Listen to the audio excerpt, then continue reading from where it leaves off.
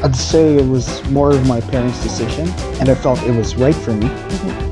Yeah, and these people, they're really lucky because of me. Yeah. They like the system here. It's making things simpler for them. And while I was taking them along the way, I'm like, maybe this is fun too. So why not do another degree? Wow. That's what I did. Well, when it comes to my qualities in my family, I think it's my late grandpa. I do believe everything that happens in life, it happens for a reason, even though we might not understand what the reason is now. Vietnam. And number 5 is India. Oh.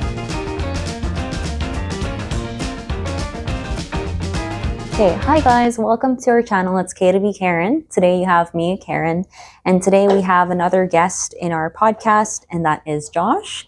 Josh, in fact, has studied statistics and computer science at the university, and he's done a little bit of his education at SaskPoly as well.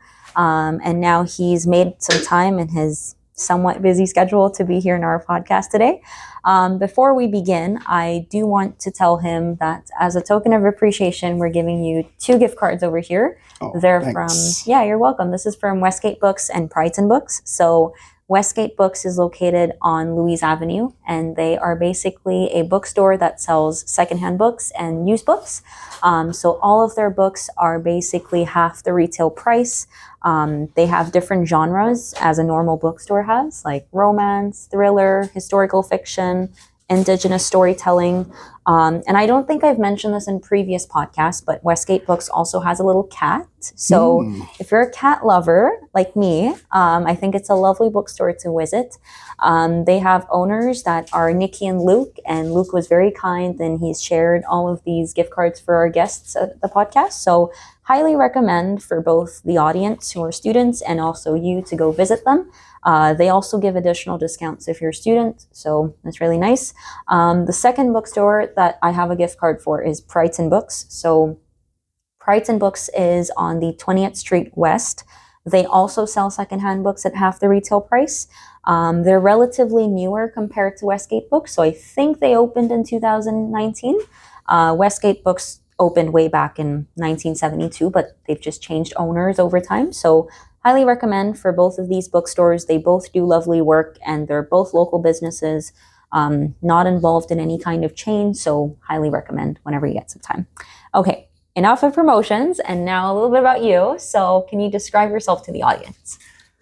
So aside from my name, I've studied computer science, as she mentioned, and statistics here in this university. I finished my computer science in 2023 and my statistics last June. And one way to if I would describe myself, I'm always curious. Yeah, I can tell. So like in total, after your high school, how many years of education is it? Like if I combine the SaskPoly one, if I combine your 2 degrees, is that 8 years in total? Or is almost. That almost? Let's say 7.5. How do you feel after 7.5 of education, years of education? Honestly, I feel kind of, well, aside from happy, of course. Yeah. Kind of weird too, because I've been so used to there's always deadlines for everything. True. I gotta be always on the grind, you know? And then all of a sudden, like, okay, now what do I do with my time, my life? Yeah. I got all the free time in the world, so. True. And then I also know that during summer you went back home. So yes, how was that? Was that Philippines that you went to? The Philippines. Okay, how was that? It's a very big shock for me to be back home because it's been 11 years ever since I went home. Really? I moved here February the 1st in 2014. And that was when you went to SaskPoly or high school? I went into high school in North Battleford here. Oh, so do your parents live in North Battleford, or do they live in Philippines? They do live in North Battleford. Okay, but it's just that you went hometown to kind of visit your actual birthplace, I suppose. Yes. Okay, and how have things changed? Well, of course, number one, I found it a bit more crowded back home. Okay. Especially like the roads. Yeah. Here, you've got all the roads to yourself. True. But back in the Philippines when I was there, like it was, how should I say? We would say it's like the cars in the road, they're bumper to bumper. Oh. Yes. Do you not have lanes? We do, but Okay. people don't usually Follow. follow them. Okay. This is very different. Very different. And Mhm. also like kind of, well, not really disappointed, but a bit sad because I've seen some incidents in the road involving different vehicles, and then you know, some people don't want to admit that. Oh, they're, as an example, they're how should I say, they're motorcycles, but they should have a lane for themselves. Yeah. They have a respective lane, and you know, they're not respecting those kind of rules. Okay. So Okay, so things are different. And yeah, do you still have friends from the Philippines that you visited, or you kind of lost touch along the way?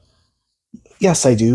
Okay. Most of them were my childhood friends because Okay, yeah. back in the Philippines, to be honest with you, I didn't really have so much social skills, but it was only here in Canada that I learned how to interact with people. So, True. And do you yeah. feel like if maybe you were still back home in the Philippines, you would have been a different person?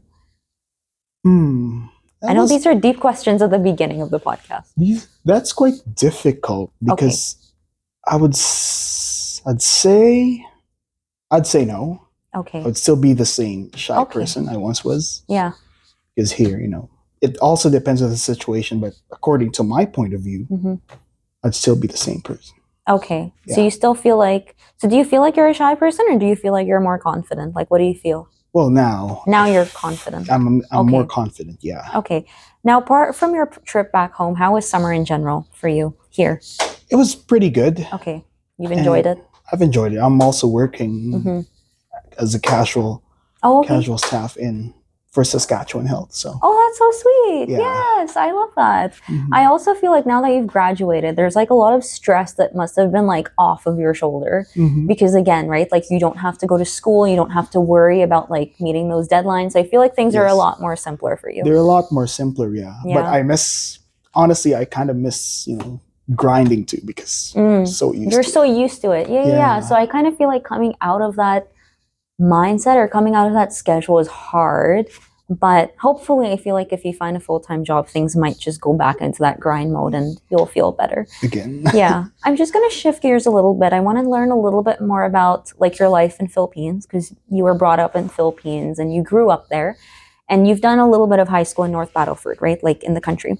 So how do you feel like the high school back in Philippines and back here in, like right now here in the country, how different do you kind of feel like the high school is? Well, in terms of the difference that you were asking, for sure, high school back in the Philippines was really competitive compared to here. Okay. It's a bit more relaxed. I'm not saying that you can slack off high school here when you're in high school, but back in the Philippines, I had more difficulty in studying, to be honest. I didn't like studying. I hated studying, and I hated math back home. So that's one of the things that really made it difficult for me. And then when I came here, just all of a sudden, like things were a bit more relaxed, and I'm like, oh, this is how studying here feels like. And also, I've done 1 year of university back home, to be honest. Oh, I didn't know that. Yes, I was studying civil engineering for 1 year. Wait, so then you've done high school and 1 year of university, and then you moved here and you started from high school? Yes. Why didn't you go straight to university then?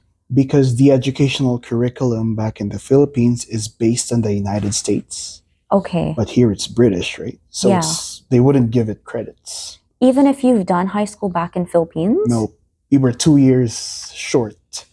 What about now though? Like fast forward now, do you think systems have changed? Like now if you do high school in Philippines, can you still come here and do university? Now you can, because they're shifting their curriculum a little bit. And the school there, the high school starts at September now, I think, if I'm not mistaken. So now they're more adapting to the system here in Canada. So if high schoolers from the Philippines are going to come here, they can just move forward. Dude, that's insane. You've studied a lot. And do you kind of, like, when you moved here, I suppose, when you had to go straight into high school instead of university, did you at any point feel like, I'm not happy? Oh, yeah. Okay. I did feel some unhappiness because, like, Mm-hmm. I was, of course, civil engineering or just Yeah. engineering in general. Like 1 year of civil engineering. Yeah, Oh, we know how hard engineering is, right? yeah, I agree. Yeah. And then I've already made progress. I Mm. already have plans. Mm-hmm. I know which companies I want to target. But like coming here, Mm-hmm. I gotta do my grade 12 again. Oh, Lord. And that was not enough actually. So when I was after doing my grade 12, Yeah. they told me 1 year of high school is not enough. You gotta have grade 11 too. So they made me take the IELTS English exam after my grade 12 here. Oh. So it was quite a lot of detours when it came to my education. I actually will come back to that. At some point, I think we're going to focus a little bit into like culture and philosophical conversations. Mm-hmm. And I do want to know, like, what's your opinion on the fact that do you think everything happens for a reason? But we'll touch on that a bit later. But when you first moved here into the country, did you face like any major struggles? Like whether it be, I know from the academic side, you were not satisfied almost, but from, let's say, social perspective, like did you have struggles making friends, or did you ever feel like you didn't fit in? Like how did that feel? Oh yeah, I did have a lot of struggles, especially you're moving to a new land where I first came here 2012, but just as a visitor because my late uncle, he was a priest here in this country. Oh, okay. So he was a citizen, so he brought us here for a visit. But Mhm. moving here permanently, Mhm. it was really culture shock, I would say, Mm. because you don't know the people. True. You don't know the culture is quite different. Mhm. And I did struggle making friends too, Yeah. because of course It's a new place, new country. new place, new country, and it was really hard to fit in at first. I Mhm. felt like I didn't belong. Even felt like I wanted to go back home. Mm-hmm. And was it your decision to move here, or was it kind of like your parents' decision and you felt like it was right for you? Well, I'd say it was more of my parents' decision, and I felt it was right for me. Mhm. It turned out to be right. Yes. So, I And you're just said happy yes. with your decision. I'm happy. Okay, you're content. Mm-hmm. Okay, so then when you then came into university, or when you went to SaskPoly to kind of then pursue your education after high school, did you feel like the education at SaskPoly was different from the university first year that you did in Philippines? So we're trying to compare the education from SaskPoly. Yeah, and university back home. Well, again, I would say, although they're different, I'd say education back in the Philippines was really more difficult than here, because you had to take some humanities courses that added a lot of weight too. So it took away your time to study for the things you need to focus on. For example, in my part, as a civil engineering student back home, I needed to take some philosophy classes, some English classes, many of those. And there's also like, how many courses did I have to take? I think 6 per semester. Yeah. And if I want to be a full-time student, full load. Okay. And in Philippines, this was In the Philippines, it was in the Philippines. Okay, interesting. And here to become a full-time, you just need 3. 3, yeah. Okay, interesting. So then what made you go into SaskPoly, and why did you not directly go into university? Was it more of the finance side, or was it just something that you felt like, maybe I'm not too sure what I want to pursue just yet, and I might as well just start off my education with SaskPoly first and then figure things out? Like, what did it kind of led up to going into SaskPoly? Well, I went to SaskPoly because at first I thought, oh, maybe if I take a course from this institution, USask might let me in. Okay. But it didn't appear that way. So when I took my 1-year course, my certificate from the SaskPolyTech, and I tried applying for university, that's when the university told me, this is not enough. You need grade 11. So after taking 1 year at the SaskPolyTech, I needed to take my IELTS English exam. Okay, so basically you did your grade 12, you did your SaskPoly, they said it was not enough, you took your IELTS, and then you landed in university. Yes, exactly. Wow, that's like almost about 2 years of hard work. I know. I feel like you're a very big inspiration, because I feel like these days a lot of things have become more seamless for people, and people take it for granted, you know? Yeah. It's almost as if a lot of international students, you just do your high school from back home, you know, you get to move here, things are more simpler. But I feel like those days, when I say those days, maybe like 10 years ago or, way back, I think things were more tougher, which I feel like people don't realize and they take it for granted. So I think it's very inspiring and you really pushed through. Yeah, and these people, they're really lucky because, Yeah. they like the system here, it's making things simpler for them. Simpler. Yeah, I agree. And what made you go into this university? Was this always your plan that you wanted to come in this university, or did you ever consider going to another university in different province? I did consider going to another university, the University of Calgary, to be exact. Yeah. I was initially planning to study chemistry there. Oh, yeah. And why did you not do that instead? Well, first the distance. Okay. Because true. It's a 6-hour drive from my town. Mm-hmm. So if ever I needed help from my parents, because we Asians, our parents help us. So. Yeah. True. And also just to make it easier for them if they want to visit me. Mm-hmm. So then you decided to be here closer to your parents. Yes. And did you ever consider going to U of R? Was that ever an option? I also did. Yeah. I also got accepted there. So. Oh, okay. So then you just picked this one because you were more happier, I assume. Mm-hmm. Okay. Then when you came into this university, why did you not take civil engineering again? Why did you decide to go into computer science? I didn't take civil engineering here because they were telling me you needed this number of courses, like maybe 3 or 4 more. And I was deciding, is it really worth it to spend extra money?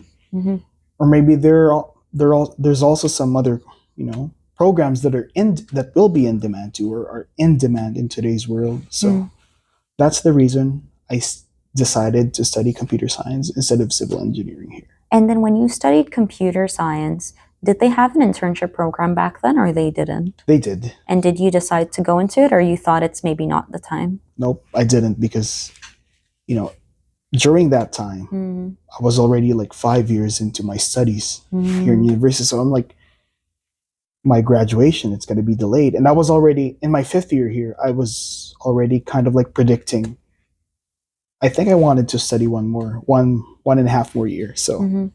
And then so after you finished your graduation for computer science, was it difficult to land into a job? It was difficult to land a job. And when was this, 2019? 2023 was when I finished my degree in computer science. And I was looking for jobs. It was really hard because I think one reason was artificial intelligence took over many jobs. True. So it was tougher. It was really tough. Okay. And is that why you decided to then do another degree?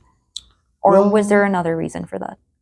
Well, there's another reason for that. Okay. It was because I've already taken quite a lot of math and stats classes as my electives. Because from languages and culture, I switched to math and stats for my electives. And while I was taking them along the way, I'm like, maybe this is fun too, so why not do another degree for this? So wow. That's what I did. So then once you've done your computer science and statistics, now that you've graduated, is there a specific industry that you feel like you want to land into? At this point, since I mentioned it's really difficult to find a job, whether it's in finance, whether it's in the tech industry, anywhere, as long as my work is closely aligned with what I've studied, I'll take it. There's no point in being choosy. True. With jobs. Okay, but do you have an ideal workplace that you want to work in? And when I say ideal workplace, for example, we have so many different areas in computer science, whether it be web development, cybersecurity, quantum. Do you have an area that you want to work in, or you're kind of more I'm open to anything? I'd say I'm more open to anything. Before I had, and my preferred industry to work in is, if I could be in the gaming industry. Oh, okay. I'd go into gaming because video gaming is, of course, as a computer science, one of my hobbies. Oh, okay. So, have you ever created games before? We did in one of my classes. Okay, 306? 306, yes. Yeah. Okay, interesting. So then, now that you finished both computer science and statistics, first of all, congratulations for your graduation, because I feel like it's a really hard work to do 2 degrees. I know that can be a little bit daunting sometimes. Do you plan to go into grad school at some point? Or do you kind of feel like you're lining more for industry work? At least for now, I'm more focused on being in the industry, but Mm-hmm. I'm not putting off the possibility that I might go into grad school.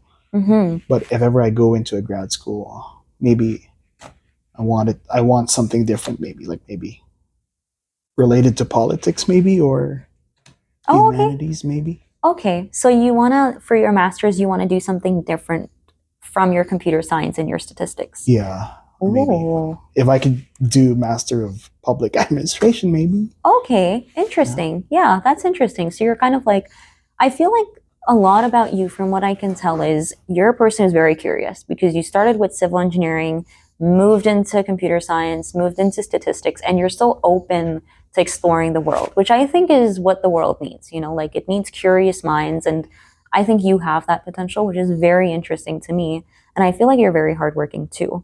But where do you feel like all these qualities come from? Like, who do you think have shaped you the way you are today? Well, when it comes to my qualities in my family, I think it's my late grandpa, Oh, okay. and maybe my dad too, my Mm-hmm. parents, Mm-hmm. because I grew up. The Philippines is a third world country, Mm. so like I grew up witnessing, people had to work really hard, Mm. and if you And don't work they're your hard, role models, I suppose? pardon, They're your role models? they were my role models, but most especially it was my late grandfather from my mom's side. Mm. And he was really inspirational when it came to my being structured in my day, the discipline. Mm. So yeah. We're going to shift gears a little bit. Now we're going to speak a little bit about both of our favorite topic, which is culture, philosophy, and traditions. My main question for you is, do you feel like everything in the world happens for a reason? I do believe everything that happens on earth, it happens for a reason. Mhm. Even though we might not understand what the reason is now. Mm. I'm not really preaching. Yeah, I'm yeah, just no, saying no. from my point of view. I love conversations like these because I feel like I don't get to do this with a lot of people on a day-to-day basis. Mhm. And I feel like as soon as I find someone who's philosophical, someone who's into culture, I feel like I'm going to like grab that person, make them sit on a chair, and we're just going to have a conversation. I'd love, same with me. Yeah.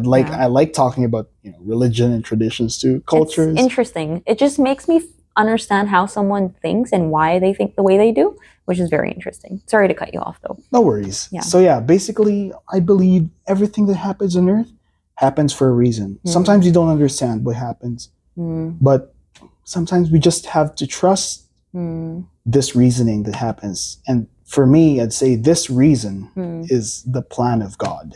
Mm.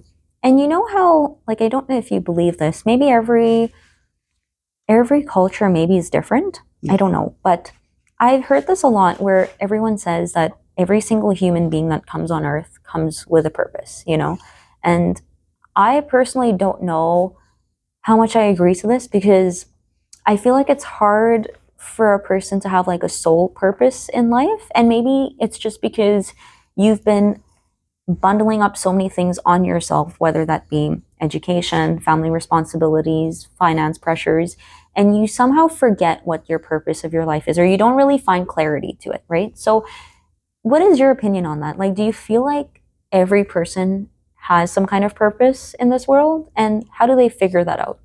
Yes, every person that comes to this earth, all of us basically, even, well, not only person, but every creature living in this world, all have their purpose. And, the circumstances, the external factors that happen to them, I think that's what helps them to figure out what they're here for. And do you how much do you agree on the fact that, like, when we come to this earth, everyone comes with a clean slate, and then you build things on as you go? Like, do you believe in that? Yes, I mean, I'm not sure if this is the right way to frame this, but we all come to this earth. When you say clean slate, like we know nothing. Yeah, exactly. No knowledge, no prior knowledge. We come with nothing. And it's up to us to choose what we want to, for example, in university, it's up to us to choose what we want to major in, right? And that's what we specialize in. So you think we all have free will? Yes, we do. You think so? God gave us free will. Okay, so you feel like everyone has free will. We still choose what we want to choose. And then are you also saying then everything's not already pre-written? If you don't think so? Nope, not everything is pre-written. Okay. God gave human beings the power to act, and he's giving them room to act and some credits. Is there a particular saying in your culture or in your tradition that you believe in that you feel like has motivated you to who you are today, to being who you are today? It's a deep question. A quote from my culture that has gave me motivation or shaped who I am today, you mean? I think there is one. Which one? And it is, I think this is the closest translation that I could put this into. I think it's never forget to look back where you came from. That's one. So don't forget your roots, basically. Never forget your roots, yeah. And if you forget your roots, and if you don't know how to look back where you came from, you won't arrive at your destination. Kind of like that. And then what do you think are two things, for example, I'll give you an example. Like, for example, for me, I feel like every person should have these two qualities so that they're always grounded, which I think is patience, so that, you learn how to be patient. You trust in the process of growth, trust in the process of development, whether it be your self-development, personal development, social development, psychological development. You believe in yourself and you keep having that patience so that you wait for the results to actually grow for you when you're actually deserving to it, So that's one, patience. The other thing I feel like is important for every single person is perseverance. Like, you never give up. I feel like these two qualities are important, like patience and perseverance, or never giving up. But from your perspective, what do you think are two qualities that every human being should have, from your opinion? Well, from my opinion, number one is kindness. I knew you were going to say that. Yeah, because everyone's fighting a silent battle that we don't know about. So everyone needs to be kind to, everyone. Yeah. Basically. Yeah. Because you never know. You never know. Because, for me, I was also fighting silent battles while I was in university. To be honest, I would always be anxious after exams, and if people were going to be rude to me, sometimes I feel like, oh my gosh, I'm fighting this. I'm fighting this exam anxiety, and then somebody adds. I'm not pinpointing at anyone. Yeah, that's number one. Kindness. And number two is perseverance. You're right. Yeah. Because as long as we're alive, if we think something is worth pursuing, don't give up. Keep pursuing it. And when it comes to perseverance, I'd like to add, our mentality should be like, either I get this or I die trying to get it. That's what I would say. I like that. That's very insightful, because to a lot of people, they have different qualities, and I'm glad that we kind of matched on that, because I do feel like it's important to have that determination, which I feel like some people maybe do not recognize. So I'm glad that we're on that same page. After you kind of have so much of your education done, you're stepping out into the real life, do you have specific goals that you kind of feel like you want to reach? For example, traveling the world, or maybe you've already went back to your hometown, so I can't add that to the list, but traveling the world, maybe doing grad school at some point in your life, or aiming for that ideal job. What do you feel like is one goal that you definitely want to achieve? Well, of course, since I like religion, cultures, and traditions, I want to travel the world and, interact with locals, try their street foods maybe in whatever country I go to. And of course, number two is find an ideal job that fits what I've studied. Because, I just don't want what I've studied to be set aside. That's not what I worked hard for.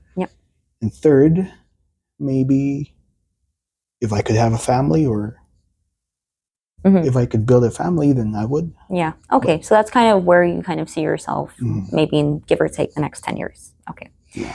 So when you say travel the world, do you have like a top 5, like almost like a list of places that you want to go? I'd say yes. Okay. Or actually, I do. Okay. Do you want to share? Sure. Yeah. Number 1, it's Italy. Okay. If I could go to Venice or Mm-hmm. Bergamo, I don't even know where that is. That's in Italy? they're in Italy Okay. because I had some Italian friends back home. Mm-hmm. So of course I've learned from them, Mhm. and also maybe if I could go to Rome, Okay. hear the voice of the Holy Father, the Mhm. Pope. Yeah. Yeah. That's number 1. Okay. Number 2, Mhm. France. Okay. Yeah. France. And number 3, Saudi Arabia, I'd say.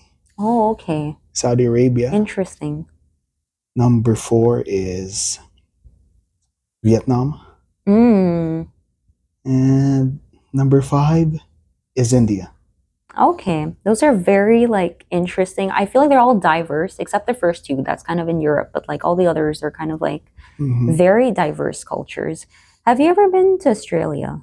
Nope. Oh, okay. Yeah, I was just wondering if that was going to be added to your list at some point, but It very will be. interesting. Yeah, I'd like to eventually. go there too, but Yeah, eventually. So we'd like to thank Josh for making time to be here in our podcast today. I think I've learned so much about like his high school back in the Philippines, how he's transitioned into SaskPoly, and then doing both of his degree programs here at our university, and then finally now graduated and ready out to be in that world. So I really wish you all the best for your job search. I'm sure you're doing a lovely job already, but I really hope that you end up getting the ideal job that you want. thank you. Thanks, Karen. Thank you so much for being part of our podcast.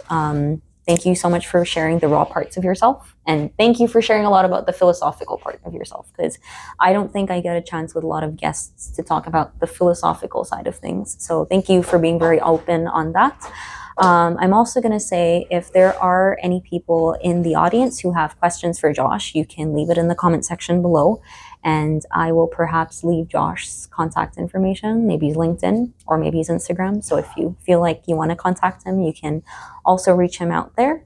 And with that, we're just going to end here today. Thank you, Josh. And thank you so much as well for having me on this podcast as guest. I'm incredibly honored to share my thoughts and answer some questions here in this podcast today. So it was lovely having you. thank you, Karen. Thank you. Okay, bye, guys.